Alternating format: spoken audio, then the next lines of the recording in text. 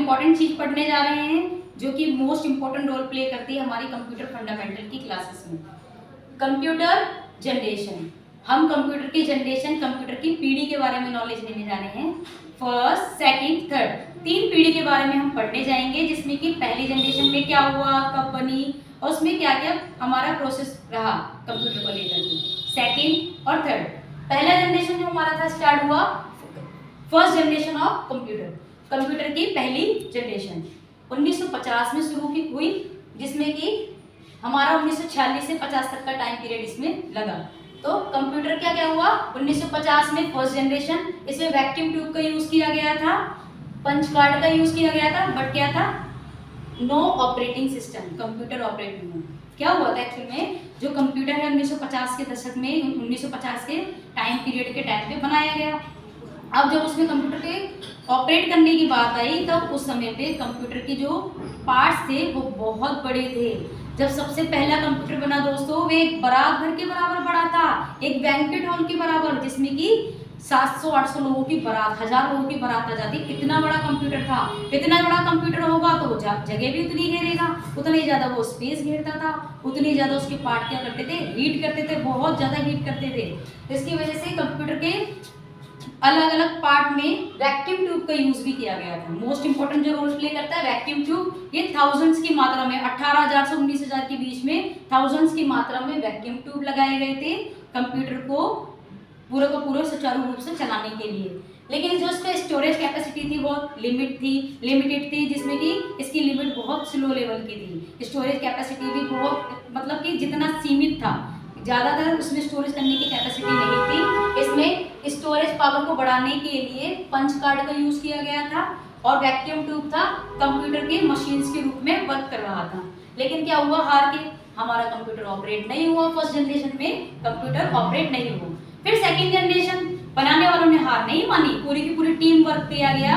Computer को काफी सारे लोगों ने टाइम टू टाइम अपडेट करते रहे और जनरेशन बनती रही। इसकी टाइम पीरियड के अकॉर्डिंग इसमें नई नई चीजें ऐड होती रही।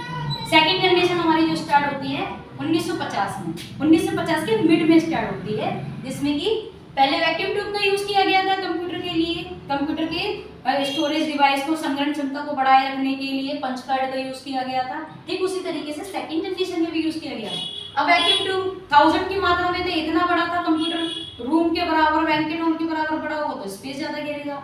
इन्होंने फिर स्पेस कम से कम घेरे, उसे छोटा कर दिया कंप्यूटर को, और ट्रांजैक्शन का यूज किया गया। ये क्या करता था, गड़गड़ाहट का काम करता था। जैसे कि जनरेटर होता है, ट्रैक्टर चालू होता है, तो उसमें भी गड़गड़ाहट का साउंड आता है, तो उसी तरीके से इसमें स्टोरेज कैपेसिटी को बढ़ाने के लिए, इसका इनपुट आउटपुट डिवाइस अच्छा करने के लिए, स्टोरेज ज़्यादा से ज़्यादा स्टोर करने के लिए इसमें मैग्नेटिक कोर का यूज़ किया गया था। पहले वैक्यूम ट्यूब का यूज़ किया गया था फर्स्ट जनरेशन में, फिर उसके बाद ट्रांजैक्शन का यूज़ किया गया, फिर स्टोरेज कैपेसिटी के लिए पंच कार्ड का फर्स्ट जनरेशन में यूज़ किया गया था, तो सेकंड में यूज़ किया गया था मैग्नेटिक कोर का। लेकिन हार के क्या हुआ दोस्तों, निराशा ही हाथ में आई, हमारा ऑपरेटिंग सिस्टम यानी कंप्यूटर हमारा ऑपरेट नहीं हुआ। नो ऑपरेटिंग, यानी कि कोई ऑपरेटिंग नहीं हुई, कोई सिस्टम चालू नहीं हुआ। हार के लोगों ने तब भी हार नहीं मानी।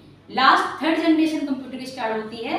थर्ड जनरेशन में उन्होंने बहुत सारी चीज़ें अपडेट करी, बहुत सारी नई नई टेक्निक के साथ में कंप्यूटर को एक नए रूप से तैयार करने का कार्य किया गया, और वो स्टार्ट हुआ 1960 में। 1960 में कंप्यूटर की थर्ड जनरेशन आई, जिसमें कि इंटीग्रेटेड यानी IC integrated circuit most important role play करा इसने। इंटीग्रेटेड सर्किट ने, ये कैसा था दोस्तों, ये हमारे लिए मोस्ट इंपॉर्टेंट रोल प्ले करा इसने साउंड का, कि हमारे कंप्यूटर में बहुत अच्छे से उसका साउंड अच्छा है, उसका इनपुट आउटपुट प्रोसेस अच्छा रहे, उसका कैलकुलेशन स्पीड अच्छा रहे, उसका स्टोरेज स्पीड अच्छा रहे, उसका एक्यूरेसी बहुत अच्छा रहे। इन सारी चीज़ों को पूरा का पूरा कमांड करने के लिए, अच्छे से काम करने के लिए इसमें आईसी सिलिकॉन चिप, आपने मेमोरी कार्ड देखा वो छोटा सा होता है ना, ठीक उसी तरीके से सिलिकॉन चिप था, बहुत छोटा था। अब जो ये 1960 का कंप्यूटर बना, इसका स्पेस कम था, ये छोटा लेवल का बना, ये स्पेस कम घेरता था, हीटिंग कम घेरता था, और कूल रहने के लिए भी इसमें पार्ट लगाए गए थे ताकि ये कूल रह सके और इसमें ज़्यादा से ज़्यादा काम कर सके।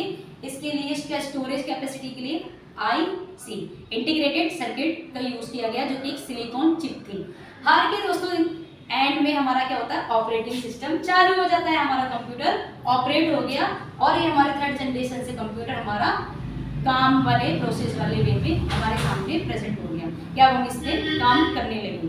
तो ये सारी चीजें हमारी एक बार रिकॉल कर लेते हैं दोस्तों। फर्स्ट जनरेशन कंप्यूटर की कब स्टार्ट हुई, 1950 में, और सेकंड 1950 के मिड में, थर्ड 1960 में। पहली जनरेशन के कंप्यूटर में वैक्यूम ट्यूब का यूज किया गया, सेकंड में ट्रांजैक्शन का यूज किया गया और थर्ड में आईसी यानी इंटीग्रेटेड सर्किट का यूज किया गया। फिर इसकी स्टोरेज कैपेसिटी को बढ़ाने के लिए पंच कार्ड का यूज किया गया, सेकेंड जनरेशन में मैग्नेटिक कोर का यूज किया गया और थर्ड जनरेशन में हमारे पास आईकॉन यानी IC integrated circuit silicon chip का यूज किया गया। फर्स्ट में हमारा कंप्यूटर ऑपरेट नहीं हुआ, सेकंड में भी ऑपरेट नहीं हुआ, थर्ड में हमारा कंप्यूटर ऑपरेट हो गया। आई होप दोस्तों आपको कंप्यूटर जनरेशन के बारे में पढ़ करके थोड़ी बहुत नॉलेज लेकर के अच्छा लगा होगा। ये वीडियो आपके लिए हेल्पफुल रहेगी दोस्तों। अगर वीडियो हेल्पफुल और इन्फॉर्मेटिव लगे तो प्लीज़ वीडियो को लाइक शेयर एंड सब्सक्राइब करना मत भूलिए। थैंक यू दोस्तों।